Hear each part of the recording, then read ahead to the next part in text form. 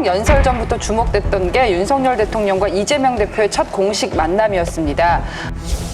윤석열 대통령이 김진표 국회의장을 비롯한 여야 대표들이 모인 사전 환담장에 들어서며 악수를 건넵니다. 이재명 대표가 말없이 웃으며 악수를 나눕니다. 이 대표는 윤 대통령에게 국정기조 전환을 요구했습니다. 정책이나 예산에 있어서 좀 대대적인 전환을 해주시면 좋겠다는 말씀을 드렸습니다.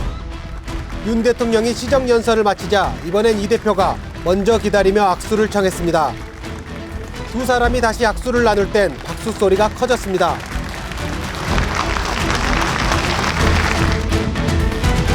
윤 대통령과 이 대표의 만남 어떻게 보셨습니까?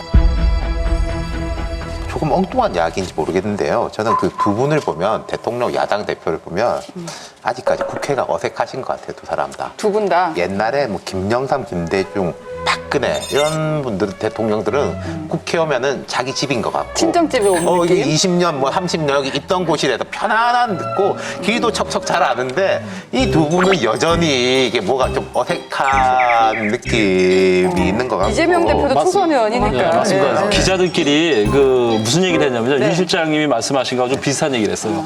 야, YS나 DJ였으면 어떻게 했겠냐? 어떻게 했을까요? 야당 총재나 대통령 다 하신 분들이잖아요. 아마 윤석열 대통령이 YS나 DJ였으면 로텐들에서 하는 분한테 손 한번 흔들어주고 하셨을 겁니다. 악수도 하고. 예. 그리고 이재명 대표도 그냥 서서 이렇게 멀쩡 손만 내밀는 게 아니라 한 걸음 나가서 이렇게 이랬을 거예요, 두 분은. 근데 두 분 다 윤 시장님이 말한 대로 두 분 다 어색해요. 자기들 각자 이렇게 해야 된다는 그 정답, 교과서적인 표정 관리에 너무 신경 쓰신 거죠. 익숙하지 않다 보니까. 이 대표 보면은 김 실장님 말씀 좀 받아서 하면은, 네. 저도 과거에 그런 일을 좀 해봤으니까, 그런 이제 뭐 보스, 대표급, 대통령 후보급이 가면은 동선 안내를 한단 말이에요. 여기서 들어가셔서 뭐 오른쪽 꺾고 왼쪽에서 이때 뭐 하나 둘 셋 하고 들어가시면 됩니다. 라고 하면은 김영삼, 김대중, 박근혜까지, 네. 또 이명박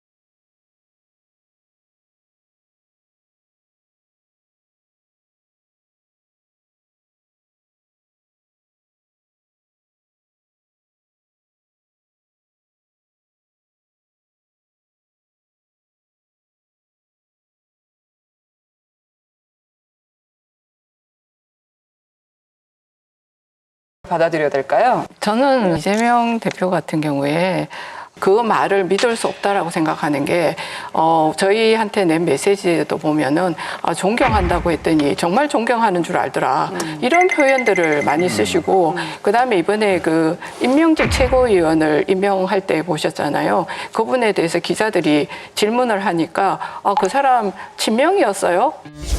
제가 존경하는 박근혜 대통령님 그랬더니 진짜 존경하는 줄 알고 응? 그런 거 써가지고 막 저 표 얻으려고 진짜 존경하는 척 하는 거 아니야? 이런 분들 계시던데 그 전혀 아닙니다. 선생님들 박정현 구청장 임명 관련해서 비명계에서 좀 비판의 목소리가 많았는데 좀 그대로 진행하신 배경은 어떻게 될까요? 글쎄 그분이 왜 비판 대상이 되는지 잘 모르겠네요. 그 의결권이 있는 최고위원장을 임명계 줬어야 됐다는 지적이 있는데 어떻게 생각하세요? 그분이 친명입니까? 저도 잘 모르겠는데. 어떤 분들과 어떻게 소통하신 거예요? 이렇게 표현하시는 걸 보면서 저는 어떻게 느꼈냐면 솔직하지 못하다. 그러니까 이런 부분에 있어서 언제든지 자기에게 불리하면 솔직하지 못한 태도로 일관하고 있다라고 생각하니까 믿음을 갖기에 저희가 굉장히 어렵다. 이런 생각들을 사실은 이재명 대표를 보면서 저는 많이 합니다. 그러니까 IM 신뢰라고 좀 있던데.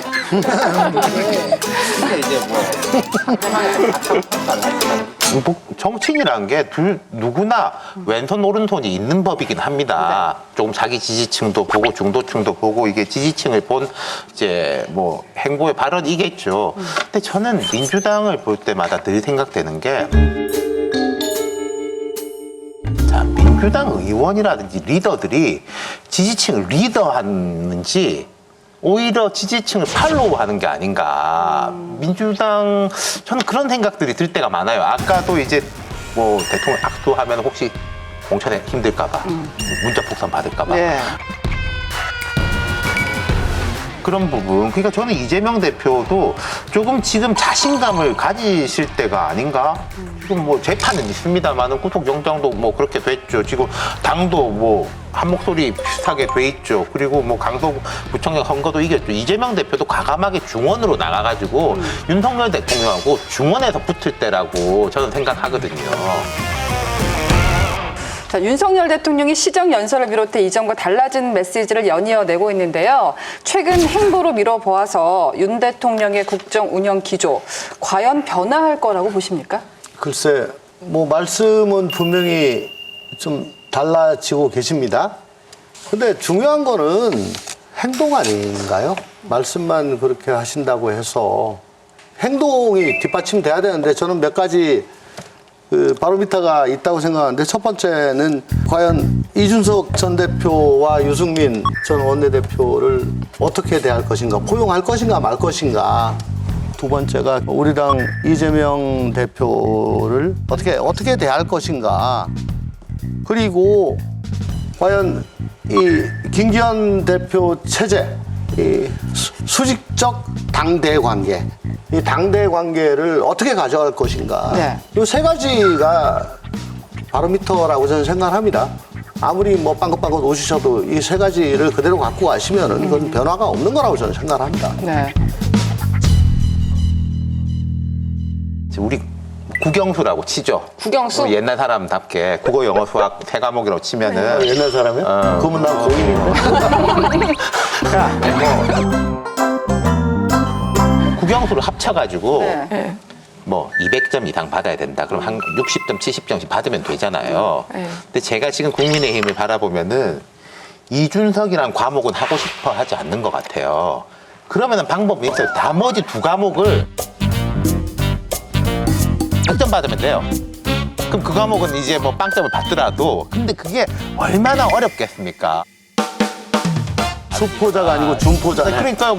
그렇죠. 예를 들어서 뭐 우리가 옛날 시험 칠 때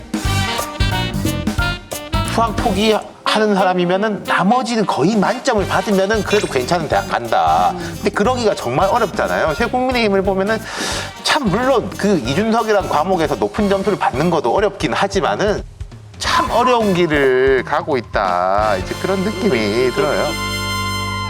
그런데 이준석 전 대표나 유승민 대표도 윤석열 대통령을 포기한 것 같지 않으세요? 서로? 네, 서로 포기한 사이거든요. 아니 그래도 임기가 3년 반이나 남은 현재 권력인데 끌어안으면 딸려가지요. 근데 그런 거죠.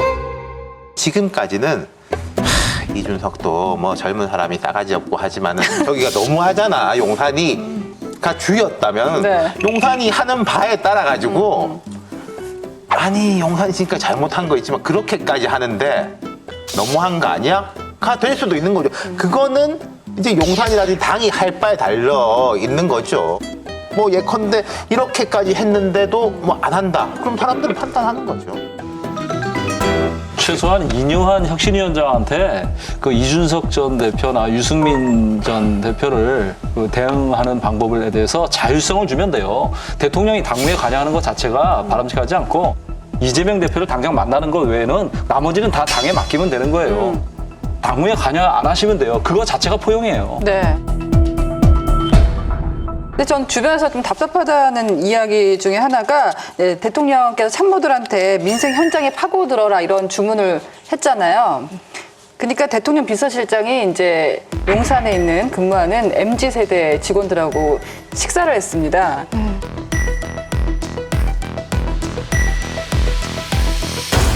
아니, 아니 당신께서 소통 안 되시는 게 지금 모든 문제의 근원인데 저 참모들, 당신들 빨리 저 현장 가가지고 소통해.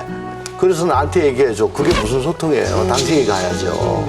가장 안타까운 게 뭐냐면 예를 들어 12구 이태원 참사 이럴 때 시청 광장에 가셨어야죠. 가셔서 헌화하시고 유가족들 부둥켜 안고 위로하시고 그 같이 슬퍼하시는 거 그런 모습 한번 하시면 진정성 그냥 가는 건데 왜 네. 그 교회 가셔가지고 그것만 얘기 다 나오게 만드시고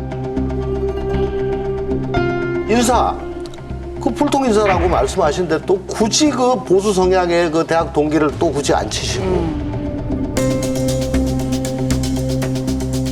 이거 다 저 강서구청장 이후의 일입니다. 네. 그러니까 이건 아직 말 따로 행동 따로다. 라는 아직은. 의심들을 계속 하게 만들고 있습니다. 여러분, 여기를 눌러서 구독을 해주시면 강적들 컨텐츠를 빠르게 만나보실 수가 있습니다. 알람 설정도 잊지 말아주세요.